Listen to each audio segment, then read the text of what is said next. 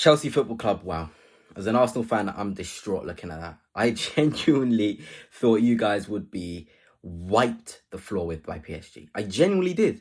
I was even coming into the game thinking, all right, Chelsea are a good side. They've got a lot of quality there and there. But PSG are going to absolutely destroy them. They're the best team in the world.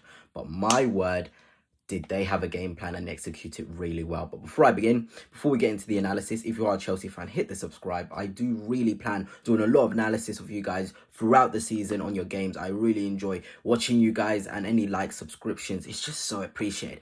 But let's just dive straight into the game. And we'll look at the starting 11. At the start, I was like, okay, Reece James in the midfield.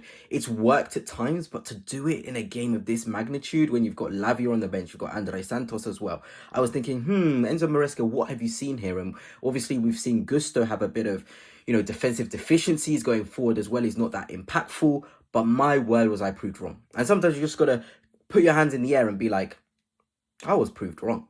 I was absolutely proved wrong, and Enzo Maresca knows a lot more than me, and rightly so. He's the manager of Chelsea Football Club, and if you're looking at also Cole Palmer, fantastic performance. We'll get into more detail for Cucurella as well. The nuisance he is. He's such a nuisance, but you need that good nuisance in your side. Colwill as well, very, very effective in the game. Chalobah stood his own. I mean, the whole back four and the goalkeeper. You got a clean sheet. I mean, Robert Sanchez, we'll talk about him in a bit more detail. But to a man today, Chelsea executed the Maresca game plan. And last season, there's a lot of times where Chelsea players would come out from the interviews and be like, we didn't execute the game plan. I remember the Reece James interview, Chelsea fans, you'll remember it as well, where he was like, to be honest, it's not good enough. We didn't listen to the manager. That is what I'm on about. Today, they listened to the manager and they've got a trophy to show. But let's talk about Robert Sanchez. I mean, it's always a running theme, a running joke within Chelsea fans that you're always going to get a Robert Sanchez bozo moment. And to be honest, we got that towards the end of the game when he tried to dribble and do a bit too much.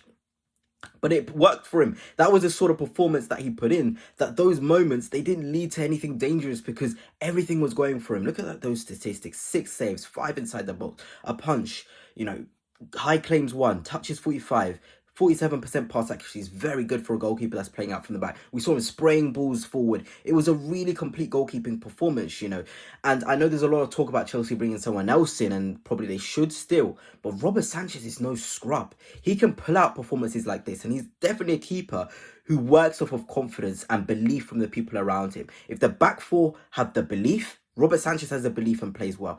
That is what you need to do to get the best out of Robert Sanchez. And today I was just mightily impressed. And this tweet made me laugh because it was true. The way that he was playing, that save from Dembele was absolutely incredible. There was another save he did which went out for a corner. I think it was Vitinha that took the shot.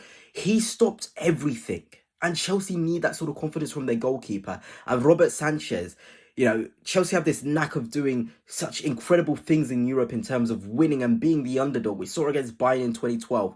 We saw it today in the Club World Cup against that mighty PSG team.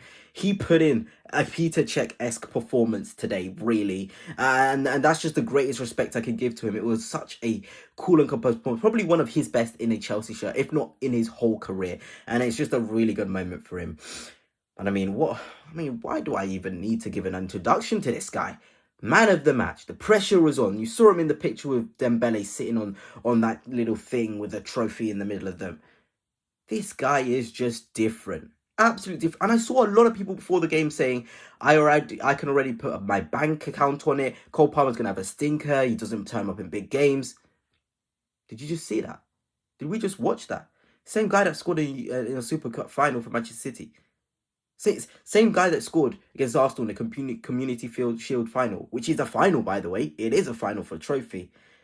Same guy that put in a clinic in the Europa Conference League final. And you're telling me this guy is going to flop in a final when the pressure's on? He doesn't feel it. Playing in a right wing role, Maresca really maximised his threat. You had the runner in Joao Pedro. You had the runner in Pedro Neto. The way to maximise Cole Palmer is have runners in front of him. We saw an abundance of that. He was used as a pressure reliever in terms of getting over that PSG press. Him and Gusto, who I don't have a specific segment on him in this video, executed the right-hand side game plan to a T. Nuno Mendes has never been so rattled as a defender in his whole season. Cole Palmer, Gusto, unreal. Looking at that heat work, the way he worked back. You remember that instance during the game where Cole Palmer came to double up against Kvaratskhelia with gusto? That's a bona fide superstar. You can do the stuff going there, but can you do it going backwards? Absolutely. And if we're looking at those statistics, 2 goals, 1 assist, 48 touches, 81% pass accuracy, 2 key passes, 1 big chance created, an absolute clinic, 9.5 rating. There's just nothing I can really overanalyze this with other than a player showing individual quality. Individual quality against the best teams in the world always comes out on top. And that is what we have seen with Mr. Cole Palmer. Individual quality coming out on top. It's simple. Individual quality winning out. It's winning out. It genuinely is winning out. And fair play to Cole Palmer, because like I said, on the defensive side of his game as well, it was really good. 1 clearance, 1 interception, 1 tackle, dribble pass once. He was working hard backwards. And if you're a superstar, if you're a young kid watching that Cole Palmer performance, you're thinking, this guy is really good. He knows he's one of the best players on that team. But look how he works backwards. Look how he still has the energy to go forward and be at any instance as well. It was such an impressive performance. And I mean, Joao Pedro, you know, this whole Chelsea pre-season as an Arsenal fan, it very much reminds me of Arsenal in 22-23 when we beat you guys 4-0, where the vibes are so high, the new signings are shining. You've got Gittins to come as well. You've got Andre Santos coming back into the side showing his quality.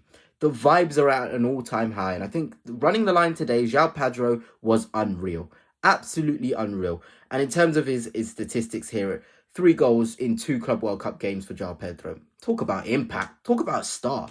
You know, people call him a penalty merchant, but my word, he is an incredible centre forward and a credible finisher as well. The little dink over the keeper. Like I said, it reminds me of the Gabriel Jesus goal against you guys all those years ago when he was making his debut. Joao Pedro is going to shine. He suits the Maresca style of football, and he's just bagged his team, what, £150 million. He's paid back his transfer fee and then some. And then some. But anyway, I think the funniest part is the fact that Joao Pedro annoyed Luis Enrique. I don't think you guys can see it, but look on the neck of Joao Pedro.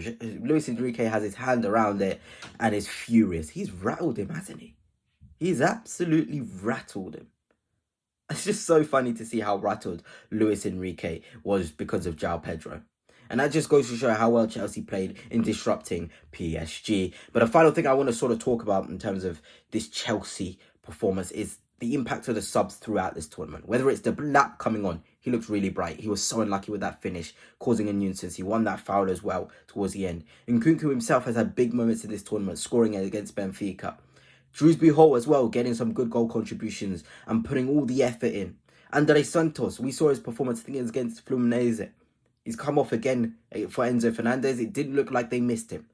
These are the things that can help you mount title charges. I'm even sort of speaking over myself there. And make a statement. It genuinely can. It was so impressive to see the collective performance of the Chelsea squad. And of course, you'll wear this badge for the next 4 years. Brilliant, Chelsea. Congratulations. And as an Arsenal fan, it is scary times looking on at where your project is going.